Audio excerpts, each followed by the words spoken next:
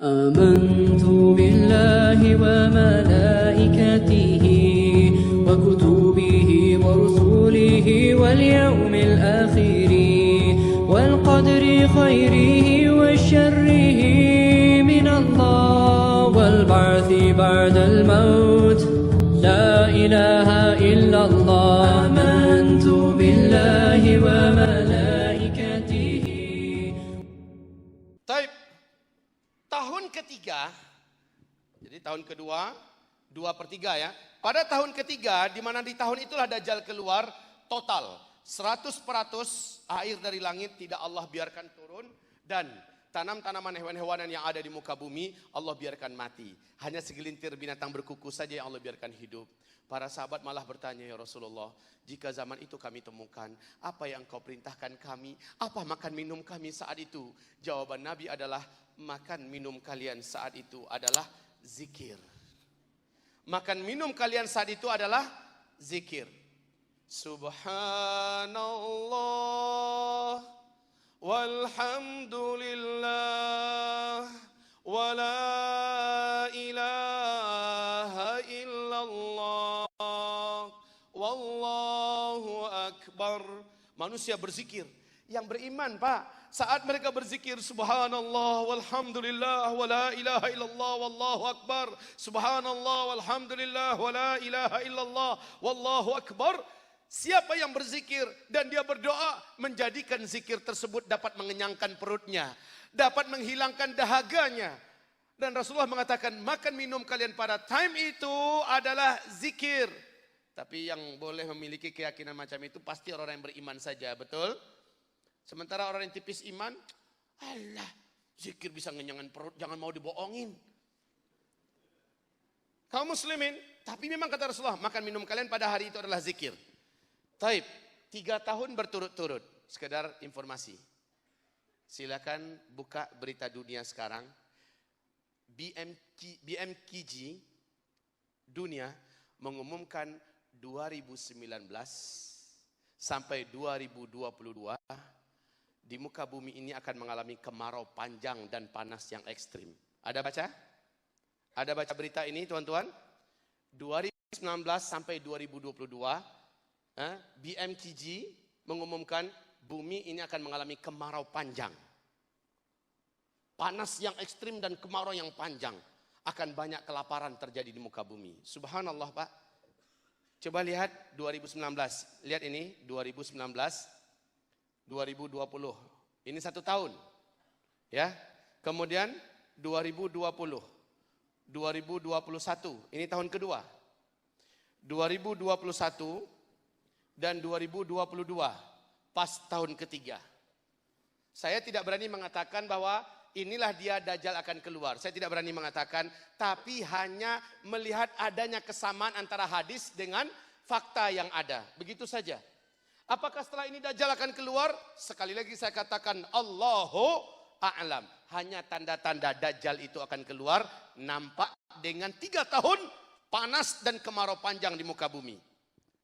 Bapak Ibu, saya katakan tadi, hadis-hadis tentang Dajjal seluruhnya hadis-hadis sahih.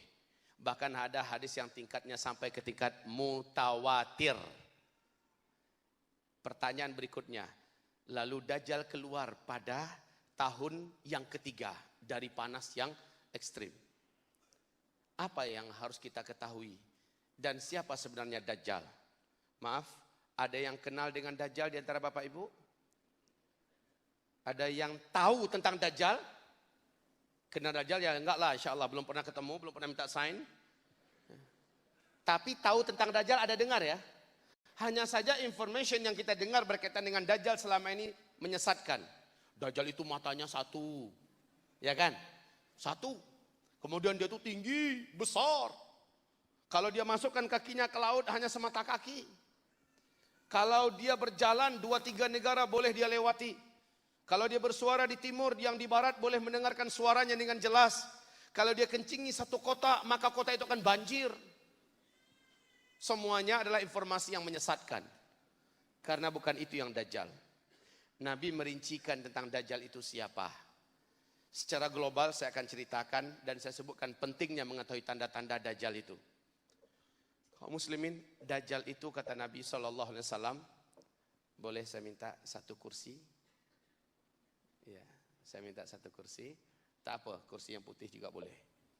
Dajjal itu adalah manusia seperti kalian. Manusia seperti kita. Hanya saja ciri-ciri fisiknya kata Nabi, pertama, Dajjal itu lebih pendek dari kalian sedikit. Bukan raksasa ya. Dia adalah anak keturunan Adam. Satu di antara 5 makhluk Allah yang Allah panjangkan umur. Iblis, para malaikat, Dajjal, Ya'juj dan Ma'juj, Isa alaihi salam. Dajjal masuk salah satu panjang umurnya. Dajjal itu lebih pendek dari kalian fisiknya. Tapi badannya full daging.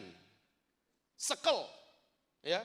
Bahu kanan dengan bahu kirinya jauh jaraknya.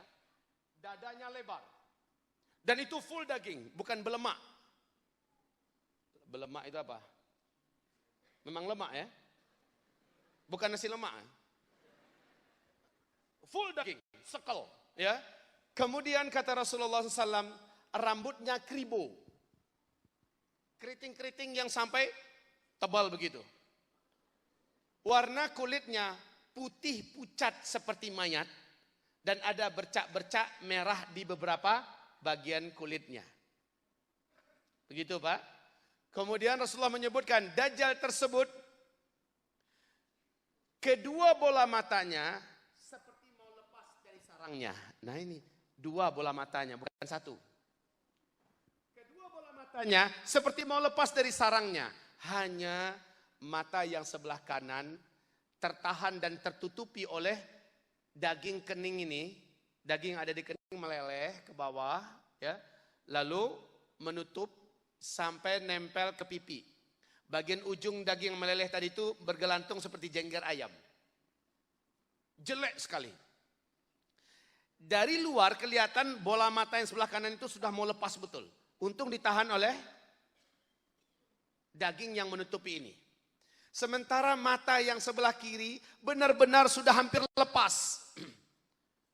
Dan itu berkabut berwarna hijau kaca. Demikian bentuk Dajjal. Lehernya lebih panjang daripada leher kalian sedikit kata Rasulullah SAW. Bahunya kiri, miring. Jadi bahu Dajjal itu miring. Ya, kalau dia berjalan, kalian akan melihat kedua mata kaki Dajjal saling berjauhan. Dan kedua jempol kaki kiri kanannya saling berdekatan. Ya, kalau Bapak Ibu melihat ada orang kayak gini jalannya, jangan dibilang keturunan Dajjal. Kebetulan. Lalu kata Rasulullah sallallahu alaihi wasallam, saat Dajjal keluar, dia dikelilingi oleh banyak wanita-wanita cantik. Wow. Dajjal yang sejelek itu, wanita-wanita cantik yang mengelilinginya. Jangan heran. Ini mana yang penting ada fulus. Kayak bemo restoran juga laku. Ya. Baik kaum muslimin, kemudian apa kata Rasulullah SAW berikutnya? Dajjal ini diberi oleh Allah kemampuan yang menyebabkan seluruh para dukun, para bomoh, ahli-ahli sihir satu muka bumi sujud dan menuhankan Dajjal. Satu muka bumi, para bomoh, para dukun, ahli-ahli sihir, orang-orang yang punya ilmu magic sujud menyembah Dajjal. Luar biasa Pak. Dapat dibayangkan kemampuan Dajjal? Rasul mengatakan iblis perintahkan seluruh setan yang ada di muka bumi. Seluruh jin-jin yang tunduk kepada iblis diperintahkan oleh iblis, layani Dajjal. Berkhidmatlah kalian untuk Dajjal. Apapun yang diinginkan Dajjal lakukan. Satu bumi. David Copperfield saja hanya 20.000 Pak yang melayaninya dari bangsa setan, bangsa jin. Kesaktiannya udah macam-macam luar biasa ya. Bagaimana dengan satu bumi? Dajjal ini kata Rasulullah SAW menjadikan kalian semua yang ada di muka bumi ini tipis iman, lemah iman, sedikit amal soleh, banyak dosa. Ketika Dajjal sampai ke kotanya, dia akan menguap imannya, hilang imannya dari dada, dia akan kafir kepada Allah, sujud menyembah Dajjal. Pada saat itu kata Rasulullah SAW, 2/3 umat manusia akan menyembah Dajjal. 2/3. Dan yang paling banyak menyembah Dajjal dari umatku nanti adalah kaum perempuan. Ibu, semoga itu bukan ibu-ibu ya. Amin. Semoga itu bukan zuriat kita Bapak Ibu. Kata Nabi, bila kamu mendengar Dajjal sudah masuk ke kota kamu, karena Dajjal akan memasuki seluruh kota-kota di muka bumi. Hanya 2 kota yang Dajjal tak boleh masuk sama sekali. Hanya 2 kota yang Dajjal tak boleh masuk langsung, Mekah dan Madinah. Yang lain Dajjal akan sampai. Ini kota apa sekarang nama? Kuala Lumpur. Kuala Lumpur dia pasti datang. Ke Jakarta pasti datang. Ke Kota Padang, tempat kampung halaman saya, pasti datang. Seluruh kota-kota di muka bumi hanya Mekah dan Madinah yang Dajjal tidak Allah izinkan masuk. Karena Mekah Madinah ditunggu oleh malaikat-malaikat Allah yang menghunus pedang. Maka Dajjal, fisiknya, sihirnya, dan bala tenteranya tak akan berjaya masuk ke Mekah Madinah. Allah lindungi Mekah Madinah. Tetapi kota-kota yang lain di muka bumi dia akan masuk.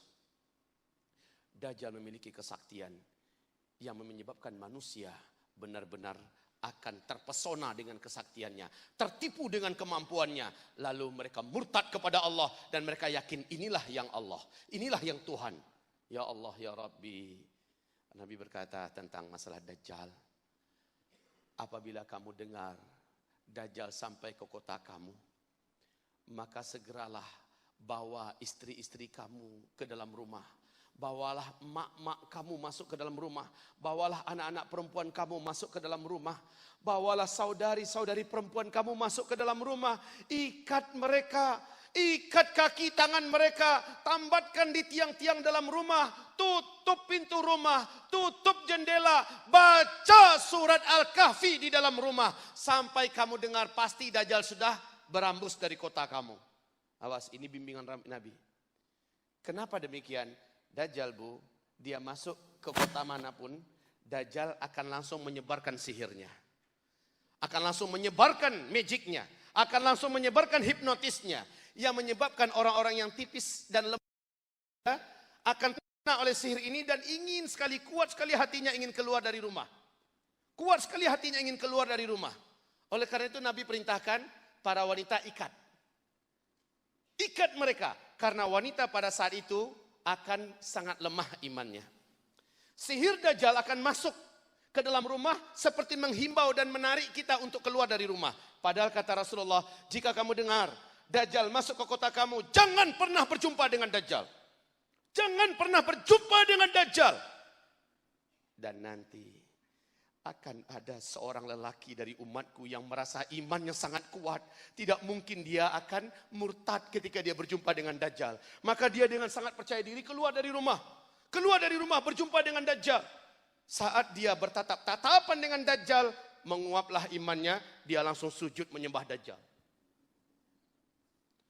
Sujud, dia kafir kepada Allah. Dia beriman kepada Dajjal. Ketika Dajjal sudah pergi meninggalkan negerinya, meninggalkan kotanya, saat itu juga dia tetap abadi dalam kekafirannya. Sampai mati dia kafir. Ya Allah, Bapak, Zulkifli Muhammad Ali. Bukan Zulkifli Utsman ya, tadi ada yang mengatakan saya Zulkifli Utsman. Zulkifli Muhammad Ali, kalau Dajjal datang, ketemu dengan Zulkifli Muhammad Ali, dengan sengaja, maka Zulkifli Muhammad Ali akan hilang imannya. Saking hebatnya kekuatan yang dimiliki oleh Dajjal. Jangan pernah berjumpa dengan Dajjal. Dan jangan pernah berlindunglah kepada Allah dari Dajjal. Nabi mengatakan ada 6 langkah agar kamu selamat dari Dajjal. Kalau ingin tahu 6 langkah ini apa? 1. Saya ringkaskan saja. 1. Pastikan kita sudah memiliki akidah yang benar. Tauhid yang sahih. Alhamdulillah tadi Bapak Profesor apa namanya? Beliau menyebutkan cara selamat di akhir zaman, salah satunya saya ingat dan ini persis. Yaitu pastikan kita memiliki akidah yang benar. Akidah yang sahih, iman kita sudah benar, ini yang pertama. Yang kedua, agar selamat dari Dajjal, dalam berislam ini, pastikan kita hidup merapat dengan Al-Quran dan Sunnah. Ini yang kedua. Pastikan dalam hidup ini, kita akrab, rapat dengan Al-Quran dan sunnah, tidak mengikuti aliran-aliran kelompok-kelompok apapun kecuali yang betul-betul mengajak kepada Al-Quran dan sunnah. Ini yang kedua. Yang ketiga, kata Rasulullah SAW, jika kamu dengar Dajjal sudah datang, segeralah lari, hijrahlah ke Mekah dan ke Madinah. Siap? Siap hijrah ke Mekah Madinah? Siap hijrah ke Mekah ke Madinah? Nanti kalau Dajjal sudah keluar. Masalahnya, hoi Ustadz, bukankah saat Dajjal keluar teknologi sudah tidak ada? Terbang ke Mekah Madinah. Itu sebenarnya yang dari Indonesia. Kami harus menyeberangi Selat Sunda. Tak mungkin kami berenang sampai ke Malaysia. Tapi dari Malaysia setidak-tidaknya kita naik kuda. Boleh sampai tak? Boleh sampai. Cuma menjelang Dajjal itu keluar, di muka bumi ini penuh peperangan, penuh pertempuran, penuh kejahatan di mana-mana. Ya? Maka peluang kita untuk sampai ke Mekah Madinah sangat kecil. Berarti yang boleh bertemu dengan Mekah Madinah adalah orang-orang yang tinggal dekat-dekat Mekah Madinah. Kita di sini adalah langkah keempat cara selamat dari Dajjal. Yang keempat kata Rasulullah SAW, kamu hafalkan surat Al-Kahfi. 10 ayat pertama atau 10 ayat terakhir. Sudah pada hafal Bapak Ibu? Sudah hafal apa belum? Sudah hafal apa belum? Cepat jawab. Belum. Maka kena hafal. Tidak banyak, hanya 10 ayat yang Nabi perintahkan. 10 ayat pertama atau 10 ayat terakhir. Gunanya apa? Kita menghafal ini. Yang kelima, Nabi mengatakan, jika kamu di jalanan berjumpa dengan Dajjal, kamu tak sempat bunyi, kamu tidak sempat lari ke dalam rumah, maka jangan sekali kamu biarkan diri kamu berhadap-hadapan dengan melainkan kamu membaca di hadapan Dajjal 10 ayat pertama dari surat Al-Kahfi atau 10 ayat terakhir. Tentu saja kita wajib menghafalnya dengan hafalan yang fasih seperti kita membaca surat Al-Fa lancar. Alhamdulillahilladzi anzala ala abdihil kitab wa lam yaj'al lahu 'iwaja qayyiman liyunzira ba'san shadidan min ladun wa yubashshiral mu'minina alladhina ya'maluna as-salihat anna lahum ajran hasana makithina fihi abada. Baca sampai 10 ayat pertama atau 10 ayat terakhir. Terus baca, selesai, ulangi kembali, selesai sampai kamu yakin Dajjal sudah tidak lagi di depan kamu. Jika itu kita baca Pak, yang terjadi salah satu di antara dua. Satu, apabila Dajjal melihat kita sedang membaca itu, Dajjal tidak akan mampu memasukkan sihirnya menembus dada kita sehingga kita terhipnotis untuk kafir kepada Allah dan beriman kepada Dajjal. Kalaupun kita ditangkap oleh Dajjal dan bala tentaranya, kita akan memilih syahid saat itu. Itu gunanya kita membaca surat Al-Kahfi. 10 ayat pertama atau 10 ayat terakhir. Kemungkinan kedua, insya Allah Ta'ala yang membaca ini sebelum sempat Dajjal melihatnya, dia sudah baca duluan. Untuk pulang ke rumah sudah telat masanya. Dan Dajjal sudah nampak. Dajjal belum sempat melihatnya, dia langsung baca. Sama sekali dia akan digaibkan oleh Allah dari pandangan Dajjal. Dan bala tentara Dajjal juga tak mampu melihatnya. Seperti Allah menggaibkan pemuda-pemuda Kahfi di dalam gua. Ketika bala tentara yang zalim berusaha mencari dan mengejar mereka. Allah gaibkan mereka, betul tidak? Ini akan terjadi Pak, antara dua. Manapun di antara kedua-duanya insya Allah kita selamat. Makanya kena hafal Bapak Ibu. Pak Ustadz, kami dah tua-tua ni macam mana hal nak baca, nak hafal, rasanya sulit. Akilah suak kalau kata orang Padang.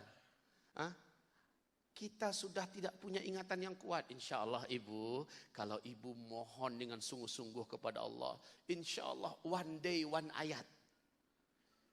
Allah pasti tolong Ibu. Bapak, Allah pasti tolong. One day one ayat. Kalau perlu one week one ayat. Enggak mungkin tidak bisa. Baca setiap hari sampai 10 ayat lancar. Oke, kemudian yang kelima, cara selamat dari Dajjal yang kelima. Nabi mengatakan, yang keenam. Yang keenam, cara selamat dari Dajjal, jika kamu mendengar Dajjal sudah masuk ke kota kamu. Yang tadi perintahnya, bawalah keluargamu, khususnya istri, anak perempuan, saudari-saudari perempuan kamu, mak-mak kamu, masuk ke dalam rumah. Ikat mereka, kemudian tutuplah pintu, tutuplah jendela. Di dalam rumah bacalah surat Al-Kahfi. Jangan dibuka pintu. Jangan sampai kamu memastikan Dajjal sudah tidak ada lagi di luar. Ini yang ke-6. Inilah dia cara yang ditunjukkan oleh Nabi Muhammad SAW. Tentu saja syaratnya yang pertama mesti dipenuhi. Akidah kita benar dulu. Tauhid kita sahih dulu. Lalu hidup kita akrab dengan Al-Quran dan Sunnah. Bukan ahli Allah Ta'ala. Allah akan jaga dia dari Dajjal. Oh ya maaf, ada yang ke-7. Yang berikut ini adalah diperintahkan agar sebelum Assalamualaikum, setelah selesai baca tahiyat akhir, sebelum Assalamualaikum, membaca doa perlindungan dari Dajjal. Yang tadi dibaca oleh Tuan Guru kita, Bapak Profesor tadi, baca doa perlindungan dari Dajjal. Guru besar kita, Syekh Mufti juga mengajarkan doa tadi ya. Allahumma inni a'udzubika min azabi jahannam, wa min azabil qabr, wa min fitnatil mahya wal mamat, wa min fitnatil masihid dajjal. Baca. Riwayat yang lain boleh. Allahumma inni a'udzubika min azabil qabri wa min azabin nar, wa min fitnatil mahya wal mamat, wa min fitnatil masihid dajjal. Silakan pilih yang mana. Yang mana satu dari ini yang mau kita pilih, sila. Baca sebelum Assalamualaikum. Bila belum hafal, sekali lagi saya katakan kita mesti upayakan agar kita menghafalnya dan rajin membacanya. Nanti dalam kitab ini ada buku kecil, buku saku.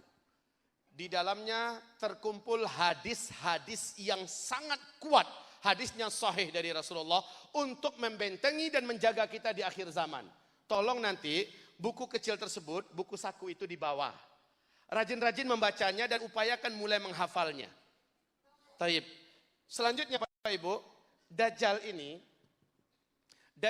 ibarat Allah yang kami muliakan, Rasul mengatakan dia akan keluar dengan tanda-tanda berikut ini. Dan ini yang menjadikan para ulama sekarang di Timur Tengah banyak yang menangis, Pak. Sebab apa?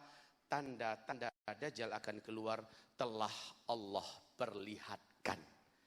Telah nyata terjadi.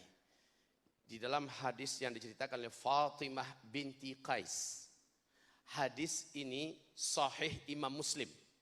Rasul mengatakan sallallahu alaihi wasallam, ciri Dajjal keluar apabila sudah terjadi 3 tanda alam. 3 tanda alam. Ciri Dajjal keluar apabila terjadi 3 tanda alam. Tanda alam yang pertama, apabila mata air Zuhar sudah tidak lagi mengeluarkan airnya. Ini yang pertama. Yang kedua, apabila kebun kurma di negeri Baisan sudah berhenti berbuah. Batang-batang pohon-pohon pokok-pokok kurma itu tidak lagi menghasilkan buah kurma. Ini yang kedua. Yang ketiga, apabila Danau Tiberias atau Tasik Galile, Tasik Tiberias yang sekarang ada di Israel ya, apabila sudah menyusut airnya dan hanya baki sedikit saja, baki sedikit, maka ketika itu Dajjal lepas. Mari kita lihat fakta yang ada. Ini hadis sahih Imam Muslim. Kita lihat fakta yang ada. Fakta ini yang menjadikan Syekh Abdullah bin Abdul Aziz bin Baz menangis dan basah dadanya ketika Syekh Mahmud menyampaikan kepadanya berita tentang perkembangan Danau Tiberias ketika itu beliau masih hidup beberapa tahun yang lalu. Apa kenyataan dari 3 ini? Pertama, mata air Zuhar. Di mana letaknya? Search di Google. Mata air Zuhar ini Bapak masih di negeri Syam. Tidak begitu jauh dari Tasik Tiberias. Biasanya penduduk bercocok tanam, bertani dengan air dari mata air Zuhar. Tapi beberapa tahun belakangan ini mata air Zuhar sudah menipis dan sangat sedikit. Sekarang mata air Zuhar sudah tidak berair walau setetes. Sekarang. Kedua, kebun kurma di Baisan. Letaknya perbatasan Yordania dengan Palestina. perbatasan Yordania dengan Palestina. Kondisi kebun kurma di Baisan memang sejak 6 tahun yang lalu buahnya sudah rusak dan menjadi sedikit. Sekarang 2 tahun belakangan tidak berbuah langsung. 100% tidak lagi mengeluarkan hasilnya, tidak lagi berbuah. Bahkan pokoknya pun menuju layu dan mati. Penduduk mencoba menanam lagi pokok yang baru, dari benih yang baru mati, tidak menghasilkan. Ini Mbak, Masya Allah, tanda kedua. Yang ketiga, tanda Dajjal akan keluar apabila Danau Tiberias sudah menyusut dan hanya baki air sedikit. Danau Tiberias ini di mana tadi? Tasik Tiberias? Israel. Sumber air satu-satunya bangsa Yahudi di Israel hanya dari ini. Mereka tidak punya mata air yang lain. Mereka tidak punya river. Mereka tidak punya sungai. Hanya dari sini. Tapi subhanallah kaum muslimin. Kalau air ini, Tiberias, lihat. Ini adalah permukaan danau. Dan ini adalah dasar danau. Dari permukaan ke dasar, dalamnya hanya 45 meter saja. 45 meter. Sejak bumi ini terkembang, air Tasik Tiberias ini tidak pernah susut Pak, tidak pernah berkurang. Kalaupun berkurang sedikit, kembali lagi seperti kala. Tetapi sejak tahun 2013, sejak tahun 2003 sampai 2013, berapa tahun? Hanya dalam 10 tahun, Tasik ini telah susut 16 meter. Telah susut. Sehingga 2012 di television Israel punya, masih ada di YouTube, silakan dengarkan bagaimana televisi Israel dengan panik. Pemerintahnya mengumumkan kepanikan nasional. Sebab apa? Air ini telah susut sangat signifikan. 16 meter tuan-tuan. 16 meter ini bukan sedikit dari 45 meter yang ada. Ibaratnya itu seperti ini. Ya.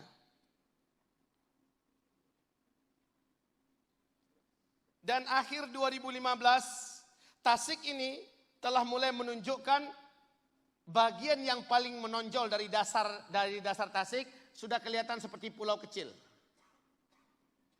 Pulau kecil di tengah-tengah. 49 hari yang lalu dari sekarang, 49 hari yang lalu dari sekarang, kondisi Tasik sudah melewati garis merah. Red line sudah lewat, sekarang masuk ke garis hitam. Maka pemerintahan government of Israel mengumumkan bahwa masa depan bangsa Yahudi di Israel mengandalkan air laut yang disuling untuk sumber hidup mereka. Sebab apa? Air dari Tasik Tiberias sudah tidak dapat lagi diharapkan. Masya Allah, kondisi sekarang kaum muslimin sudah sampai ke black line. Dan ini sudah tidak layak untuk dijadikan sebagai, makanya ketika Israel kemarin kebakaran, mereka boleh gunakan lagi tak air dari Tasik? Tak boleh lagi. Oleh karena itu mereka menjerit minta tolong dari negara Arab dan negara sekitar, tolong kami, tolong kami. Subhanallah. Sebab air dari Tasik ini sudah dikatakan tidak layak lagi. Masya Allah kaum muslimin, ini adalah tanda yang nyata. Dekatnya Dajjal itu akan lepas. Seperti pertanyaan Dajjal kepada Tamim Ad-Dari dalam Sahih Muslim. Apabila Tasik itu sudah menyusut, baki airnya sedikit, saat itu saya akan lepas. Saya nanti akan kelilingi seluruh kota-kota yang ada di muka bumi. Dan saya akan menjadi Tuhan banyak manusia saat itu. Hanya 2 kota yang saya tak boleh masuk, Mekah dan Madinah. Subhanallah.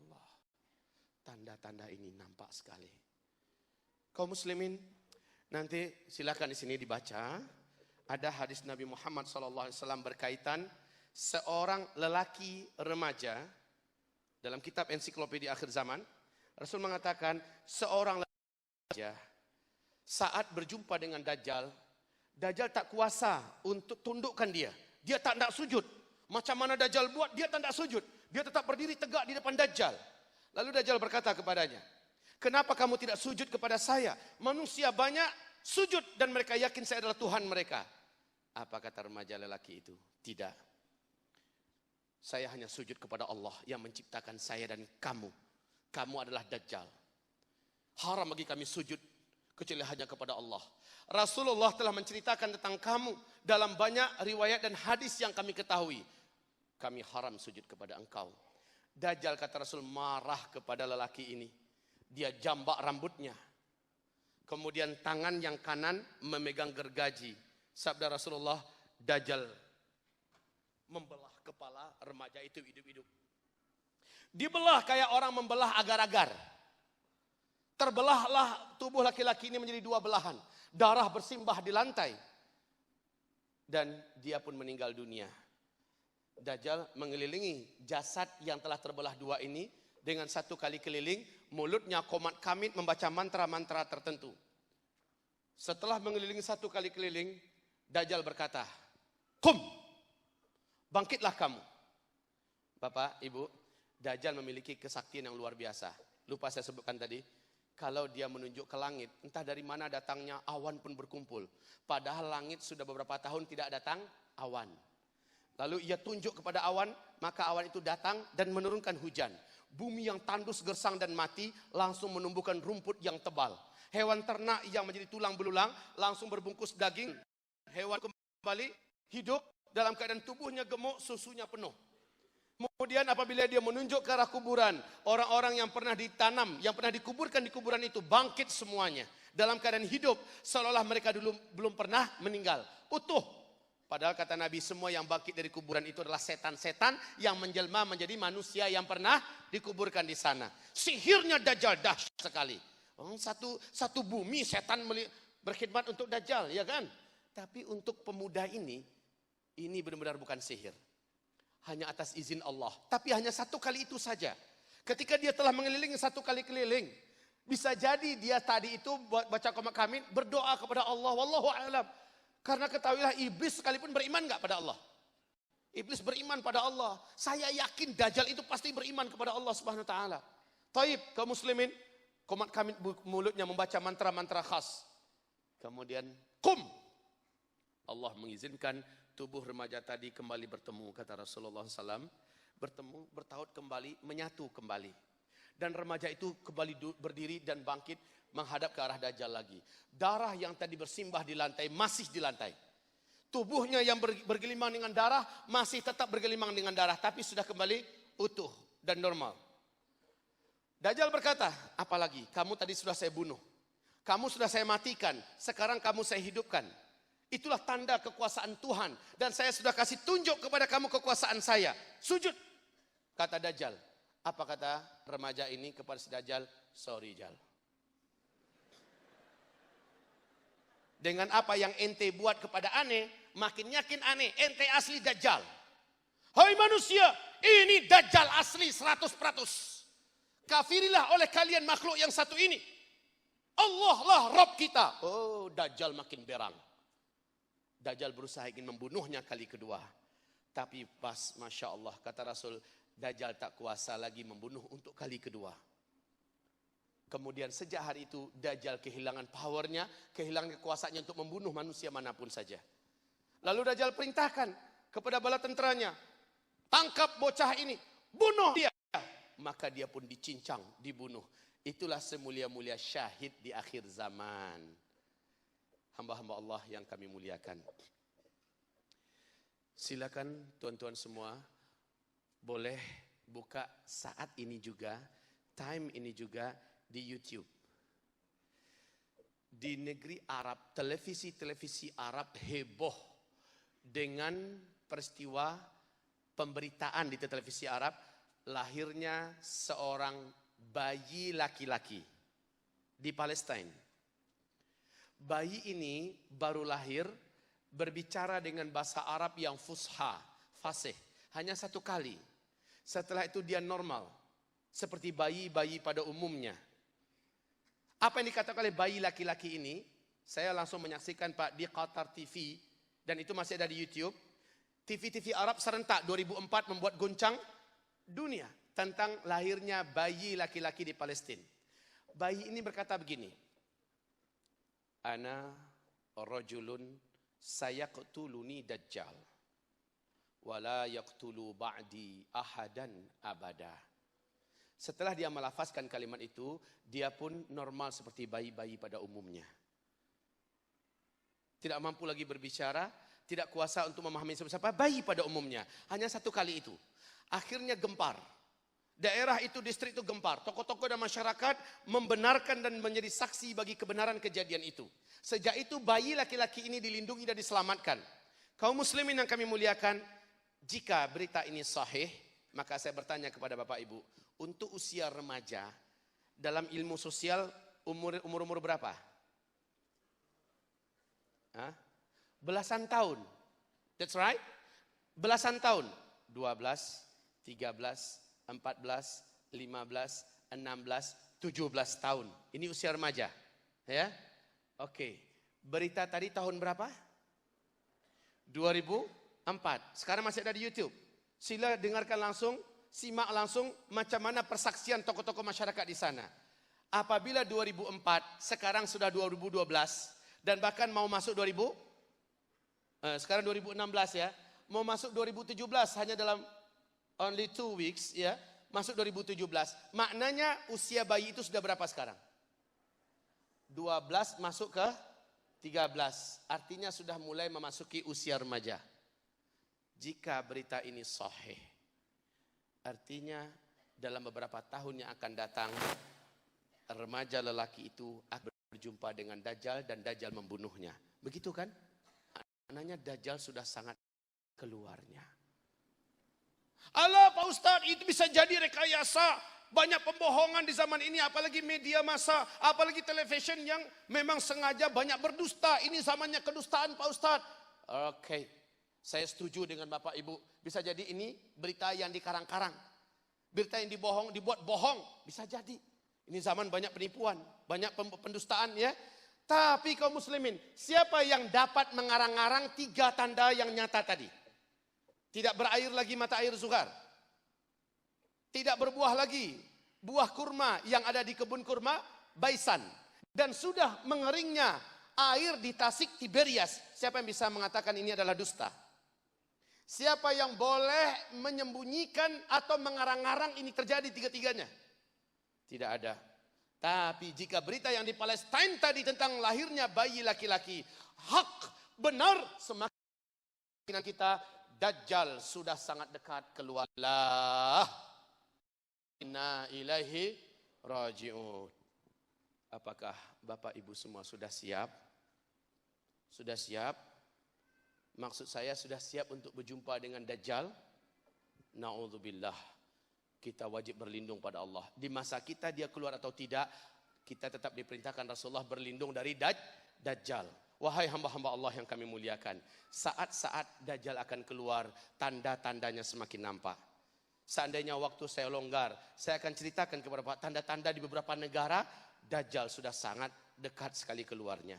Tolong nanti kalau ada masa kepada Bapak Ibu, saya minta buka di YouTube ceramah saya, nanti tulis saja Zulkifli Muhammad Ali buat menyingkap rahasia dan fitnah Dajjal. Hampir 3 jam Pak. Hampir 3 jam saya mensyarahkannya di Jakarta. Tentang Dajjal itu siapa sebenarnya. Taib kaum muslimin yang kami muliakan. Dajjal ketika lepas dan keluar. Yang akan menjadi pengikutnya kata Nabi dari umatku. Saat Dajjal akan keluar. Umatku nanti di akhir zaman akan terbelah menjadi 2 kelompok besar. Fustataini, fustatu iman, la nifaqa fih, fustatu nifaq, la imana fih, hatta yakhrujad Dajjal. Saat Dajjal akan keluar, umatku nanti akan terbelah menjadi 2 kelompok besar. Kelompok beriman sepenuh-penuh iman, tidak ada kemunafikan sedikit pun. Dan kelompok munafik sepenuh-penuh nifaq, tidak ada sedikit pun keimanan di dalamnya. Jadi umat Nabi di akhir zaman makin ke sini, makin dekat Dajjal keluar, makin terbelah 2 saja. Mukmin haqqan atau munafik haqqan. Ciri-cirinya nanti tolong dibaca di dalam kitab ensiklopedia akhir zaman, ciri-ciri umat Nabi yang munafik di akhir zaman. Dan para munafik ini mesti dan pasti menjadi pengikut Dajjal. Saat Dajjal keluar, Rasulullah berkata, dia tidak lama. Dajjal akan segera dibunuh. Tidak ada manusia yang sanggup mengalahkan dan melawan Dajjal. Tidak ada. Kecuali Allah datangkan tanda besar kiamat yang ketiga. Siapa? Yaitu Allah turunkan dari langit Nabi Isa alaihissalam, dan Isa turunnya di Damaskus. Di masjid Damaskus yang ada menara putihnya. Para ulama Ahlus Sunnah wal Jamaah, para mufassirin, sekelas Syekh Al-Hafiz Ibnu Katsir, di dalam kitab Tafsir Al-Quranil Azim, mengatakan bahwa menara putih yang ada di Damaskus sebenarnya adalah Masjid Jami' Amawi yang dibangun di zaman Bani Amawiyah dulu. Sekarang menara itu terjaga dengan baik. Masjid ini tetap dijaga Allah Subhanahu wa taala.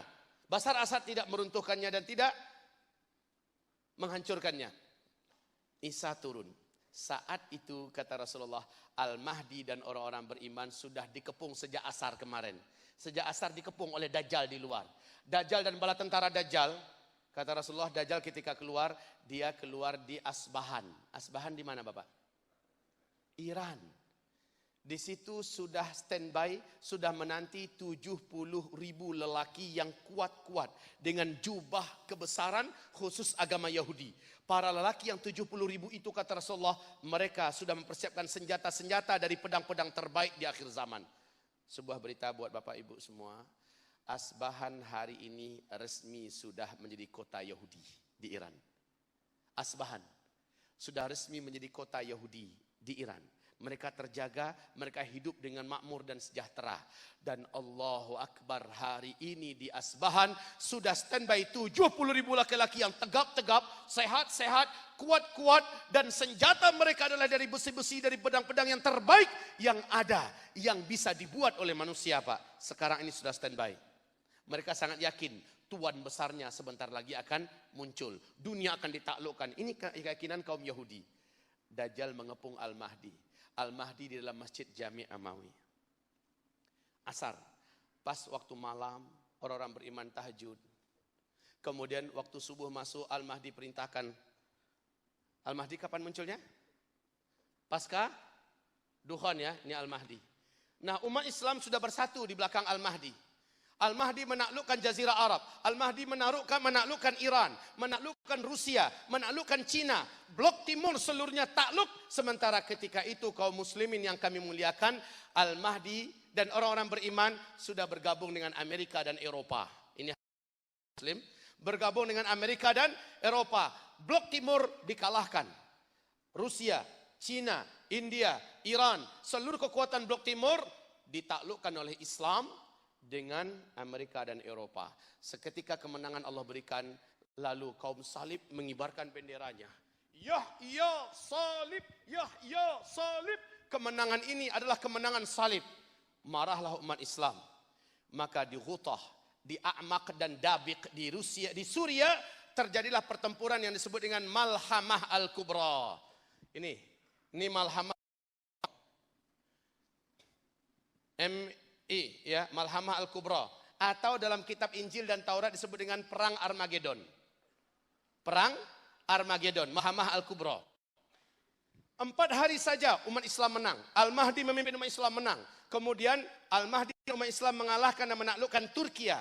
Saat Turkiya ditaklukkan, umat Islam di Turki sudah menyambut kedatangan dengan penuh iman. Hanya dengan takbir, hanya dengan tahlil, akhirnya Turki dimiliki oleh Islam. Ketika itu Rasulullah SAW bersabda, setan dari atas puncak bukit yang tinggi menyeru, "Hoi, selamatkan keluarga kalian, Dajjal sudah keluar. Selamatkan keluarga kalian, Dajjal sudah keluar." Orang-orang beriman segera melepaskan dan meletakkan kembali harta rampasan perang yang banyak. Mereka lari menuju kampung halaman mereka di Syria. Yang lari ke Yaman, pergi ke Yaman, ingin menyelamatkan keluarganya dari Dajjal. Saat mereka sampai di kampung halaman, saat itu benar-benar Dajjal keluar. Nah, kaum muslimin, Dajjal mengelilingi bumi dengan cepat. Terakhir Dajjal mengepung Al-Mahdi. Al-Mahdi terkepung dan tak sanggup melawan Dajjal. Orang-orang yang bersama Dajjal sangat banyak. Bala tentera Al-Mahdi sudah tinggal baki sedikit saja. Kemudian Al-Mahdi terkepung malam itu. Pas azan subuh, mereka sholat sunat. Allahu Akbar. Selepas sholat sunat 2 rakaat sebelum subuh, Al-Mahdi perintahkan muazin tadi qamat. Ketika sang muazin qamat, seluruh mata terbelalak ke arah langit. Ternyata mereka melihat Nabi Isa turun. Nah, kata Rasulullah, Nabi Isa diapit oleh dua malaikat yang malaikat tersebut bersayap. Nabi Isa meletakkan kedua tangannya di atas kedua pundak masing-masing malaikat. Nabi Isa turun. Rambut Isa, kata Rasulullah, seperti orang baru mandi keramas. Mandi keramas, mandi basah. Wajahnya sangat indah. Isa turun. Al-Mahdi melihat Isa turun, orang-orang beriman melihat Isa turun. Mereka sudah yakin memang ini time-nya. Inilah saatnya. Harusnya Nabi Isa turun. Al-Mahdi langsung mundur. Mempersilahkan Nabi Isa untuk menjadi imam. Apa kata Nabi Isa? La. Tidak. Tadi qomat itu untukmu. Imamnya zaman sekarang adalah engkau. Saya akan menolongmu. Saya akan menguatkanmu. Kembalilah engkau. Maka Al-Mahdi kembali maju. Ya, Isa di belakang sebagai makmum bersama orang-orang beriman. Di luar Dajjal ya, di luar Dajjal. Allahu Akbar. Salat subuh pun dimulai. Assalamualaikum warahmatullahi. Assalamualaikum warahmatullahi. Selesai salam zikir, ketika matahari mulai terbit, Isa berdiri. Dajjal sudah siap-siap ingin menghancurkan dan mendobrak pintu gerbang masjid. Isa sudah sampai di pintu gerbang. Lalu Isa alaihissalam membuka pintu gerbang. Saat Isa membuka pintu gerbang, Dajjal sudah dekat ingin membukanya dengan paksa. Tapi ketika terbuka, Dajjal menatap. Di hadapannya adalah satu-satunya makhluk yang paling ditakuti Dajjal, Isa alaihissalam. Apa kata Rasulullah? Dajjal menjerit di tempat. Jeritannya sangat kuat sekali. Kesakitan, kata Rasulullah. Saat mata Dajjal melihat Isa, melelehlah tubuhnya. Demi Allah, Rasulullah, kalau Dajjal tetap bertahan di tempat berdirinya, Dajjal akan menjadi cairan yang menggenang di lantai.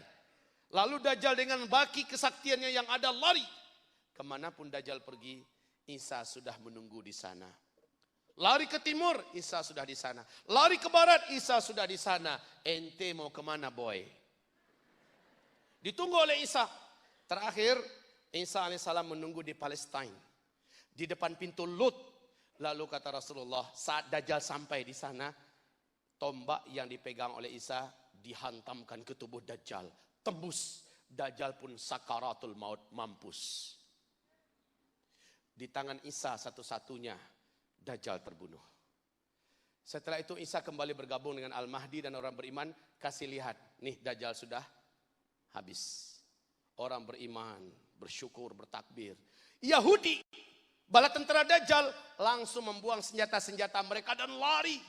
Sekuat-kuatnya menyelamatkan diri. Ada yang masuk ke dalam lubang, ada yang bersembunyi di balik tembok, ada yang bersembunyi di belakang pohon, ada yang bersembunyi di balik batu. Saat itu kata Rasulullah, Allah izinkan seluruhnya berbicara. Ya Muslim, hadza Yahudiyun warai ta'ala faqtulhu. Hei Muslim, sini. Ada Yahudi ini sembunyi di belakang saya. Tangkap dia, bunuh. Semua benda tempat orang Yahudi sembunyi, Allah izinkan bicara. Hai Muslim, nih ada Yahudi di belakang saya, tangkap, bunuh. Maka orang Islam datang, lihat, ada Yahudi, bunuh. Masuk dalam lubang, digali lubangnya, ada Yahudi satu menggigil, dibunuh. Bakinya lari ke pohon-pohon gharqad. Illal gharqad, kecuali pohon gharqad, hanya pohon itulah fa innaha syajarul yahud, sesungguhnya itulah pohon Yahudi. Tapi orang beriman kan udah tahu. Dalam hadis ini, orang beriman udah tahu bahwa kebun pohon-pohon gharqad disitulah tempat persembunyian terakhir bangsa Yahudi. Mereka pun pergi ke sana. Betul Pak, ketika sampai di situ, banyak bersembunyi di dalam-dalam semak-semak belukar daripada pohon gharqad itu orang Yahudi. Pas dibuka satu, ada kutu satu. Tep. Yahudi kutu. Habis seluruh orang Yahudi habis. Maka saat seluruh Yahudi habis, terjadilah tanda besar kiamat yang keempat. Lepaslah Ya'juj dan Ma'juj. Ya'juj dan Ma'juj. Kaum muslimin yang kami muliakan, sekarang ini pohon gharqad sudah sampai tingginya 13, 14, 15 sampai 16 meter. luas lahannya Pak. Pohon gharqad. Yahudi telah menanamnya 13 tahun yang lalu. Mereka sudah standby, mereka sudah siap. Semuanya sudah Allah kondisikan.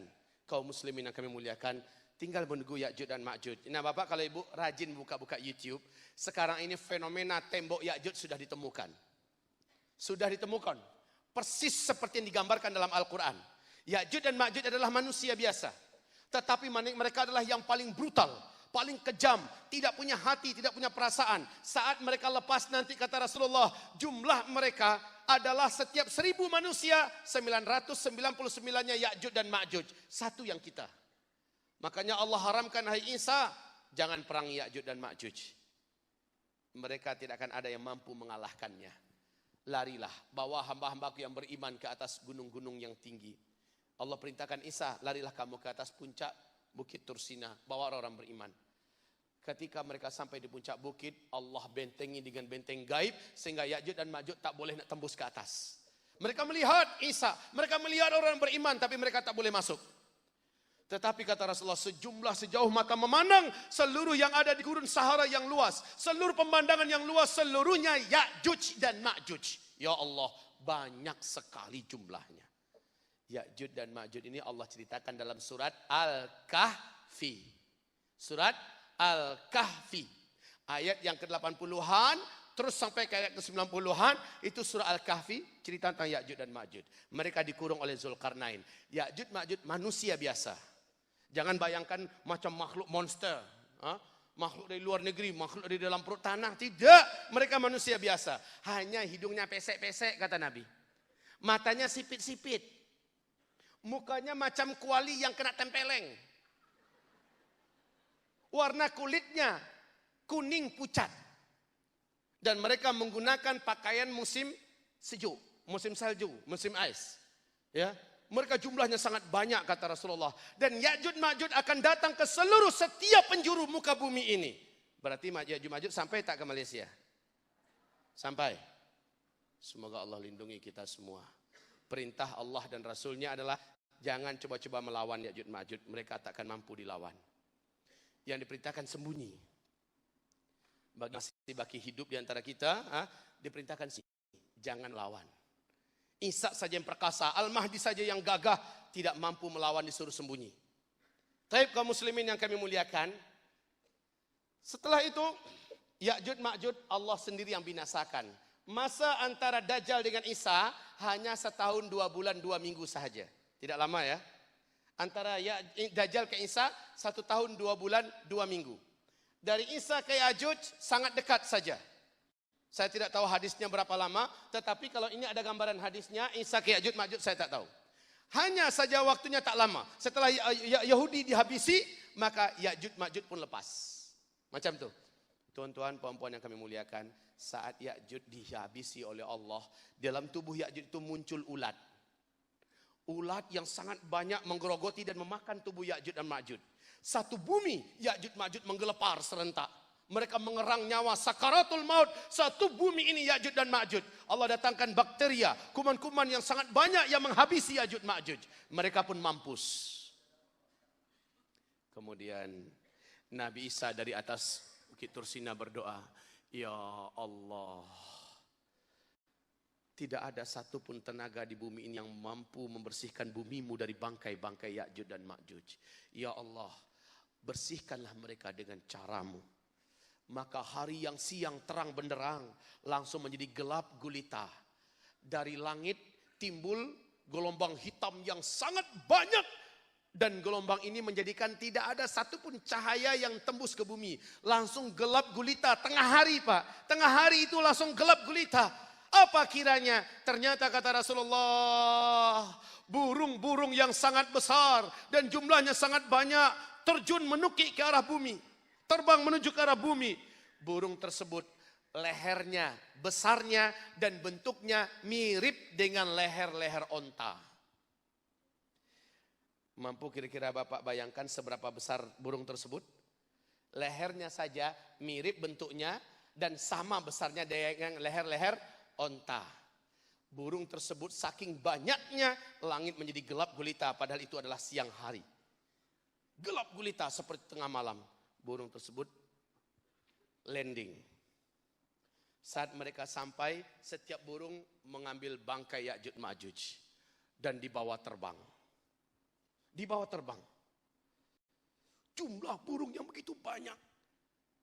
Dari langit datangnya dan membawa bangkai Ya'juj Ma'juj yang sangat banyak. Pertanyaan besar muncul dalam pikiran kita. Di mana sekarang Allah menyembunyikan burung yang begitu besar dan banyak? Bapak Ibu mau tahu jawabannya? Mau tahu jawabannya? Di mana sekarang burung itu? Masya Allah, saya akan jawab dengan jawaban yang super ilmiah. Dan jawaban ini tidak akan menjadikan Bapak Ibu pengen bertanya lagi. Sama pertanyaannya juga, bangkai Ya'juj yang begitu banyak dibawa kemana oleh itu burung? Jawabannya juga sama. Inilah jawaban yang diajarkan oleh Imam Malik. Jawabannya adalah entah. Khalas, yakfi. Oh, enggak ada dalilnya mau dibawa kemana tuh bangkai, ya? Dan burung itu disembunyikan kemana? Allah sembunyikan di mana? Enggak ada dalilnya. Ini masalah gaib. Tapi burung itu datang dari langit mengambil bangkai, hadisnya sahih. Cuma di mana burung itu sekarang, kemana bangkai dibawa? Karena enggak ada dalilnya. Jawaban yang benar adalah entah. Khalas. Seperti kata Imam Malik, guru Imam Syafi'i, jika engkau tidak tahu dengan sesuatu, maka katakan la adri fa innahu minal ilmi. Katakan aku tak tahu, itu adalah bukti ilmu. Ya, jangan nyesatkan orang. Burung itu sekarang di Anu, nanti ditanya Anu itu di mana? Oh, jadi susah jawabnya. Ya kan? Lalu nanti bangkai dibawa ke Anu itu di mana? Tambah-nambah bohongin lagi. Saya tidak mau. Baik kaum muslimin, habis Ya'juj Ma'juj, bumi masuk pada fase kelima, bumi menjadi aman tentram, khilafah Islamiyah langsung memimpin dunia. Al-Mahdi dinobatkan menjadi sang khalifah yang agung dan mulia. Satu muka bumi ta'ammul arda, bumi langsung dipimpin oleh khilafah Islamiyah. Kata Rasulullah sallallahu alaihi wasallam, pada fase kelima jumlah laki-laki dengan wanita 1:50. Satu laki-laki 50 wanita. Wow. Bapak mikirin apa sekarang? Mikirin apa sekarang? Jangan pikirlah Pak. Pada masa itu mungkin kita sudah di alam barzakh. Satu orang yang baki hidup itu tak tahu siapa yang bernasib baik. Dan mungkin pada saat itu sudah sudah tidak terfikir lagi poligami. 1:50. Kemana kaum laki-laki? Pada fase keempat ini sangat banyak kematian lelaki di muka bumi. Allah jadikan fase keempat adalah fase perang. Semoga Bapak Ibu mengetahui fase keempat adalah fase terberat yang ada di muka bumi. Makanya Nabi berkata, semoga umatku tidak menjadi lemah. Semoga umatku tidak menjadi lemah. Betul Bapak. Bapak merasakan enggak berislam di akhir zaman ini makin berat enggak? Tidak. Kira-kira makin berat tidak? Terasa Bapak, terasa saudara kita di Rohingya hari ini, ya Allah, tidak ada harganya nyawa umat Islam. Satu umat Kristen saja dibunuh atau terbunuh, gempar dunia, heboh. Tapi umat Islam ribuan, ratusan ribu dihabisin nyawanya. Di Aleppo sekarang ini, ya Allah, saya hampir-hampir tidak bisa nyaman tidur. Tidak bisa kalau tidak berdoa kepada Allah. Setiap kali berdoa rasanya merasa diri ini seperti apa kalau tidak mendoakan mereka. Karena ini gelisah. Umat Islam sekarang ini betul-betul jadi pecundang di mana-mana. Ini fase keempat. Fase keempat. Fase di mana makin hari ke depan makin ribut seluruh muka bumi. Indonesia sekarang, ya Allah. Bapak dengar, Ibu mengikuti perkembangan Indonesia. Makin hari Pak umat Islam merasa termarginalkan. Umat Islam didiskriminasi, kami terasa. Terasa betul para ulama-ulama kita hari ini. Ya Allah, ya Rabb. Allahumma salli ala Sayyidina Muhammad. Kaum muslimin, fase keempat. Kita sedang di sini. Di fase kelima, umat Islam dalam keadaan sejahtera. Pada fase ini terjadilah tanda besar kiamat. Yang kelima, matahari terbit dari sebelah barat. Matahari terbit dari sebelah barat. Ciri-cirinya adalah malam panjang terjadi. Syekh Imran Hussein mencoba mentakwilkan hadis bahwa matahari terbit dari sebelah barat. Apa kata beliau? Maknanya adalah Islam nanti terbit dari Amerika dan Eropa. Bukan artinya fisik matahari yang terang terbit dari barat, tidak. Tetapi tanpa mengurangi rasa hormat saya kepada Syekh Imran Hussein, saya menolak dengan hadis sahih Imam Muslim. Apa sabda Rasulullah? Nanti di akhir zaman menjelang kiamat, Allah jadikan fisik matahari yang menerangi kamu saat ini meninggalkan tempatnya, dan matahari itu sujud di bawah arasy Allah. Kalian yang ada di bumi saat itu merasakan malam yang panjang seperti 3 malam berturut-turut.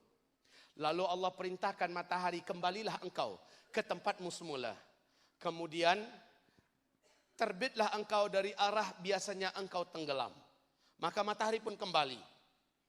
Kemudian saat kita merasakan malam yang panjang, tiba-tiba terbit dari sebelah timur, dari sebelah barat. Orang-orang yang sebelumnya masih menahan-nahan tobat, masih ada beberapa orang yang menahan-nahan tobat, saat itulah dia ingin tobat. Allah sudah tutup pintu tobat. Ketika matahari terbit sebelah barat.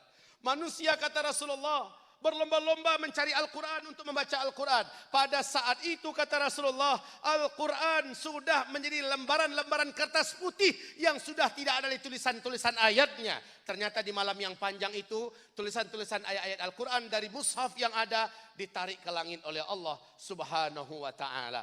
Bahkan orang yang hafal Al-Quran, yang hafal Al-Fatihah pun akan Allah tarik Al-Quran itu, sehingga besok paginya dia tidak hafal apa-apa pun dari ayat-ayat Allah Subhanahu wa ta'ala. Matahari terbit dari sebelah barat.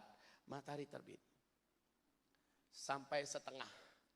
Ketika sampai di setengah, pas di pertengahan atas, dia kembali tergelincir menuju ke arah barat. Tenggelam seperti biasa di barat. Besoknya terbit seperti biasa di arah timur. Pada saat itulah, pada waktu duhanya, terjadi tanda besar kiamat yang ke-6. Tanda besar kiamat yang ke-6, keluarnya dari dalam perut bumi seekor binatang raksasa, berkaki banyak, bertangan banyak. Binatang ini ada Allah ceritakan dalam surat An-Naml ayat 82. Allah sebutkan namanya dengan Dabbatul Ardi. Dabbatul Ardi, dia muncul di 3 tempat yang berbeza, di waktu yang berbeza.